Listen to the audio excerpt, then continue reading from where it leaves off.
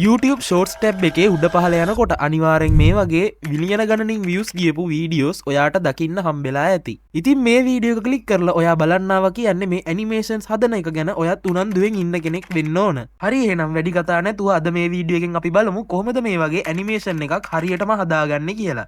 ඔයා අපේ channel එකට කරන උදව්වක් විදියට අපේ channel එක subscribe කරලා මේ වීඩියෝ එකට like එකක් දාලා එන්න එහෙනම් අද වීඩියෝ එක බලන්න.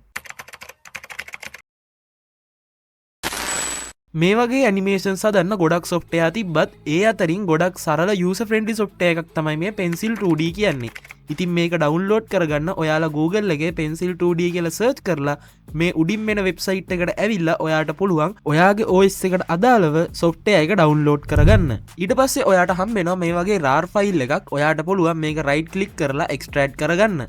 ඊට පස්සේ ඔයාට පුළුවන් එක්ස්ට්‍රැක්ට් කරගත්ත ෆෝල්ඩර් එක ඇතුලෙන් Pencil 2D ඇප්ලිකේෂන් එක ඕපන් කරගන්න. සොෆ්ට්වෙයාර් එක ඕපන් කරගත්තට පස්සේ ඔයාට දකින්න හම්බෙන්නේ මේ වගේ ඉන්ටර්ෆේස් එකක්. මෙතන මැද්දෙන් ඔයාට බලා ගන්න පුළුවන් ඔයාලට වැඩ කරන්න තියෙන වර්ක්ෂීට් එක. මේක මවුස් වීල් එක zoom in zoom out කරලා ඔයාට වර්ක්ෂීට් එකේ size එක adjust කරගන්න පුළුවන්. ඒත් එක්කම ඔයා වම් පැත්තේ tools tab එකට ආවොත් ඔයාට බලා ගන්න පුළුවන් pencil tool එක, erase tool එක, pen tool එක වගේ ඔයාලට මේ animation draw කරගන්න ඕන කරන tool set එක. ඒ වගේම ඊට පල්ලෙහින් Pencil tool එකේ size එක adjust කරගන්න ඕන කරන tab එක ඔයාලට බලා ගන්න පුළුවන්. ඒත් එක්කම දකුණු අත පැත්තේ උඩ කෙරවලේ ඔයාලට බලා ගන්න පුළුවන් color palette එක. ඒ වගේම පල්ලෙහිම timeline එක බලා ගන්න පුළුවන්. ඒ වගේම මේ play button එකේ දකුණු අත පැත්තෙන් ඔයාලට බලා ගන්න පුළුවන් වෙන්නේ මේ animation එකේ FPS count එක. වම් පැත්තේ උඩම තියෙන file icon එක click කරලා ඔයාට පුළුවන් මෙතනින් අලුත් sheet එකක් open කරගන්න. ඒ වගේම ඔයාලා කලින් save කරපු project එකක් open කරගන්න. ඒ වගේම project එකක් save කරගන්න. ඔයාලට ඕන වීඩියෝ ෆයිල් එකක් නැත්තම් ඉමේජ් එකක් මේක ඇතුළට ඉම්පෝර්ට් කරගන්න. ඒ වගේම ඔයා ෆයිනලයිස් කරගත්තු ප්‍රොජෙක්ට් එකක් වීඩියෝ එකක් විදිහට නැත්තම් ඉමේජ් එකක් විදිහට එක්ස්පෝර්ට් කරගන්නත් ඔයාලට පුළුවන්. ප්‍රධාන වශයෙන් සොෆ්ට්වෙයාර් එක ඇතුළේ ওই දේවල් ටික තමයි අපිට කතා කරන්න තියෙන්නේ. අපි යන් ඇනිමේෂන් එකක් කොහොමද අඳින්නේ කියන එක බලන්න. එක්සැම්පල් එකක් විදිහට මම අද මේ වීඩියෝ එකේ ඔයාලට කියලා දෙන්නේ බවුන්ස් වෙන බෝලයක් කොහොමද ඇනිමේට් කරගන්නේ කියලා. එතනින් එහාට ගිහිල්ලා ඔයාට වෙලාව අරගෙන අර මම මුලින් වීඩියෝ එකේ පෙන්නුවා වගේ ඇනිමේෂන් එකක් වුණත් හරිම ඉක්මනට ඔයාට මේ සොෆ්ට්වෙයාර් එක හරහා ක්‍රියේට් කරගන්න පුළුවන්.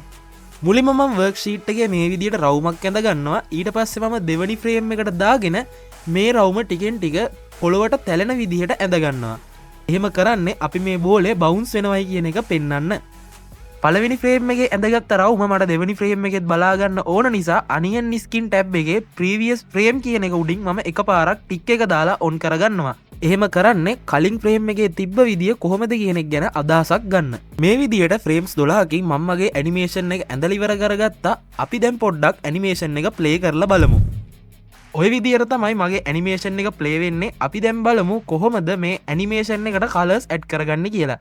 ඒකට ඔයාට කරන්න තියෙන්නේ ටූල් බාර් එකෙන් පේන් බකට් ටූල් එක සිලෙක්ට් කරගෙන ඔයාට ඕන කලර් එක දකුණු අත පැත්තේ තියෙන කලර් පැලට් එකෙන් සිලෙක්ට් කරගන්න එක. ඊට පස්සේ ෆ්‍රේම් එකෙන් ෆ්‍රේම් එක සිලෙක්ට් කරලා ඔයා ඇඳගත්ත බෝලේ උඩින් පේන් බකට් එක තියලා ක්ලික් කරගන්න. එතකොට ඔයාට බලා ගන්න පුළුවන් ඔයාගේ ෆ්‍රේම් එකට කලර්ස් ඇඩ් වෙන විදිය. මේ විදියට කලර්ස් ඇඩ් කරලා ෆයිනලයිස් කරගත්ත මගේ ඇනිමේෂන් එක ප්ලේ වෙන්නේ මෙන්න මේ විදිහට. දැන් අපිට ඕනම් පුළුවන් මම කලින් පෙන්නපු විදිහට ෆයිල් අයිකන් එක ක්ලික් කරලා ඔයා හදාගත්ත ඇනිමේෂන් එක වීඩියෝ එකක් විදිහට ඔයාගේ PC එකට එක්ස්පෝර්ට් කරගන්න. ඉතින් මේ තියෙන්නේ මම ඒ විදිහට එක්ස්පෝර්ට් කරගත්ත මම දැන් හදාගත්ත ඇනිමේෂන් එක. ඉතින් ඔන්න ඔය විදිහට තමයි සරලව 2D ඇනිමේෂන් එකක් හදාගන්න විදිය මම ඔයාලත් එක්ක අද කතා කරේ. මේ වගේ අලුත් ටෙක් වීඩියෝ බලන්න අපේ channel එක subscribe කරන්න. මේ වීඩියෝ එක බලනකොට ඔයාට ප්‍රශ්න මොන හරි ආවනම් පල්ලෙහින් කමෙන්ට් එකක් දාලා අහන්නත් අමතක කරන්න එපා. එහෙනම් අදට ගිහින් එන්නම් හම්බෙමු මේ වගේම තවත් අලුත් වීඩියෝ එකකින්.